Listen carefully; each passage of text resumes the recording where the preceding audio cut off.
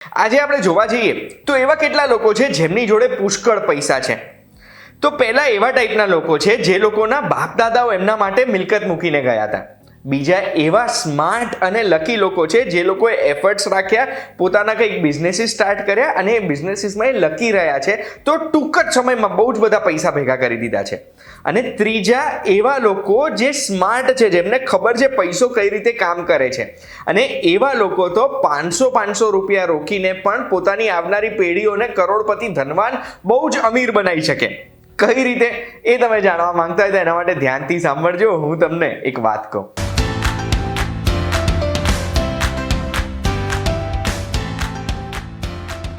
એક વાત કહું, આપનું સ્વાગત છે। મારું નામ છે ગુંજ ઠક્કર। ધનવાન થવાનું સૌથી સરસ અને સૌથી ઇઝીએસ્ટ સિક્રેટ તમને ખબર છે શું છે? કમ્પાઉન્ડ ઇન્ટરેસ્ટ એટલે ચક્રવૃત્તિ વ્યાજ। આજના વિડીયોમાં આપણે વાત કરીશું કે નાની ઉંમરથી સેવિંગ્સ અને ઇન્વેસ્ટમેન્ટનો ફાયદો આપણને અને આપણી આવનારી પેઢીઓને કઈ રીતે થઈ શકે। હવે કમ્પાઉન્ડ ઇન્ટરેસ્ટ એટલે ચક્રવૃત્તિ વ્યાજ શું છે? તો આપણા વ્યાજ પર પણ આપણને વ્યાજ મળવાનું ચાલુ થાય, એને ચક્રવૃત્તિ વ્યાજ કહેવાય છે। અને એ જ ચક્રવૃત્તિ વ્યાજથી ઘણા બધા ધનવાન લોકો આજે ધનવાન છે। ચક્રવૃત્તિ વ્યાજનો ફાયદો છે ને શોર્ટ ટર્મ માટે નથી થતો। ચક્રવૃત્તિ વ્યાજનો ફાયદો હંમેશા લોંગ ટર્મ માટે હોય છે, જે આપણા માટે બે રીતે કામ કરી શકે। પહેલું, આપણી રિટાયરમેન્ટ પછી જ્યારે આપણી આવકના સ્ત્રોત બહુ ઓછા થઈ જાય છે ત્યારે, અને બીજું, આપણા પછીની જે પેઢી છે એ પેઢીને પણ આ ચક્રવૃત્તિ વ્યાજ કામમાં આવી શકે, જેના માટે એક બહુ જ સ્પેશિયલ ગણિત મેં તમારા માટે કર્યું છે। આ કેલ્ક્યુલેશન મેં કર્યું છે એક્સેલમાં। હવે આ કેલ્ક્યુલેશનમાં છે ને આપણા બે હેતુ છે। પહેલો હેતુ છે કે રિટાયરમેન્ટ પછી આપણી પાસે એક રેગ્યુલર ઇન્કમ હોવી જોઈએ, કે પછી એક મૂડી હોવી જોઈએ જે મૂડી આપણને કામમાં લાગે જ્યારે આપણી જોડે ઇન્કમના ઇનફ સ્ત્રોત નથી। અને બીજી કેલ્ક્યુલેશન છે, એ કેલ્ક્યુલેશન આપણી આવનારી પેઢી માટે એક મોટી મૂડી ભેગી કરવાની છે, જે મૂડીથી એમને લાગે કે ના, પપ્પા કંઈક તો છોડીને ગયા। હવે તમને મારી સ્ક્રીન દેખાય છે, અહીંયા મેં વર્ષો લખ્યા છે। પહેલા કોલમમાં કેટલા વર્ષ માટે આપણે ઇન્વેસ્ટમેન્ટ કર્યું છે તે દેખાય છે, 40 સુધી ગણેલું છે। કેટલી રકમ આપણે ઇન્વેસ્ટ કરીશું? સિમ્પલ ઇન્ટરેસ્ટ એટલે આપણે અગર જો ચક્રવૃત્તિ વ્યાજ નથી મળતું અને સિમ્પલ ઇન્ટરેસ્ટ મળે છે તો એ કેટલું મળશે? સિમ્પલ ઇન્ટરેસ્ટ પ્રમાણે કેટલા પૈસા થશે? કમ્પાઉન્ડ ઇન્ટરેસ્ટ એટલે ચક્રવૃત્તિ વ્યાજ મળે એ કેટલું મળશે, અને કમ્પાઉન્ડ ઇન્ટરેસ્ટ પ્રમાણે આપણું કોર્પસ કેટલું થશે ને એ પણ આપણને ખબર પડી જશે।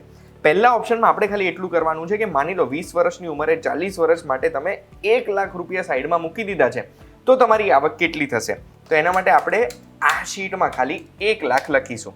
આમ 1 લાખ લખ્યા ને એટલે તરત જ આપણને બતાડે છે 7% વ્યાજ પ્રમાણે મેં કેલ્ક્યુલેશન કર્યું છે। તો 7% પ્રમાણે આપણું સિમ્પલ ઇન્ટરેસ્ટ આપણને દર વર્ષે 7,000 રૂપિયા જ મળે છે। 40 વર્ષ પછી 3,80,000 રૂપિયા થયા આપણા 1 લાખ રૂપિયા।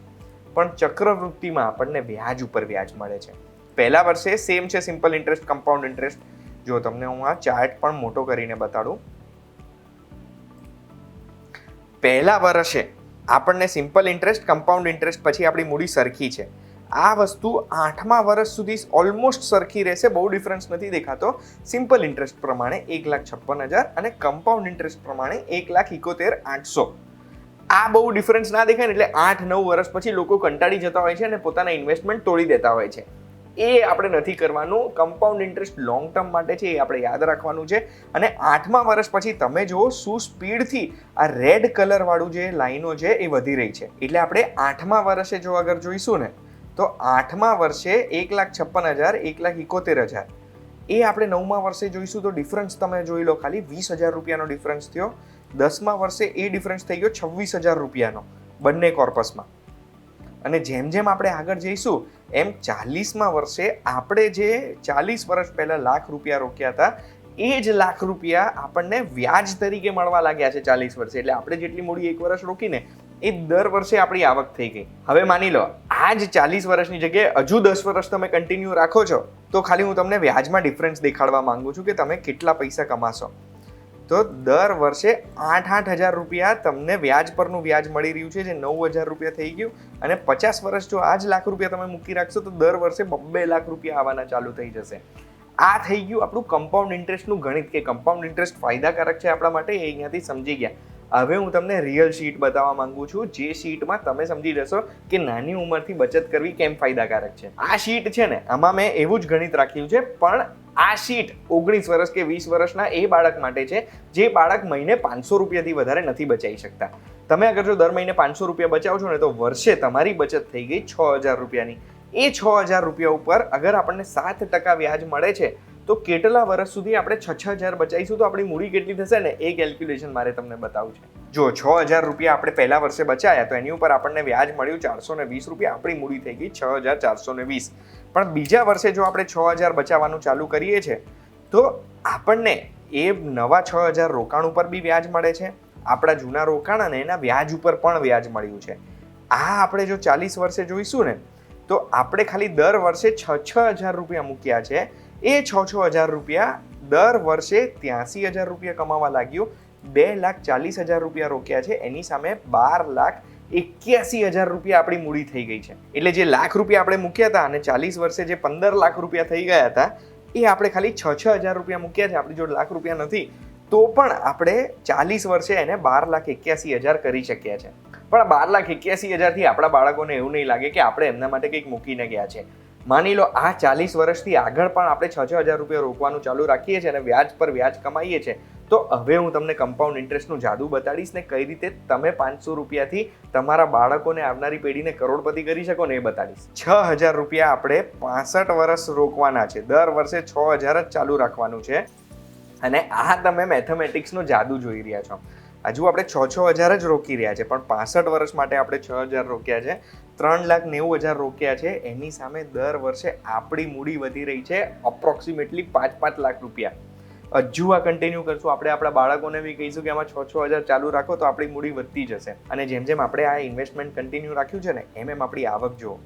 માની લો 20 વર્ષની ઉંમરે કોઈ પણ વ્યક્તિએ 6,000 વાળું ચાલુ કર્યું હોય તો જેમ જેમ સમય આગળ વધી રહ્યો છે ને તમારું વ્યાજ કમાઈ રહ્યું છે એટલી તમારી આવક ખાલી જુઓ કેટલી વધી રહી છે.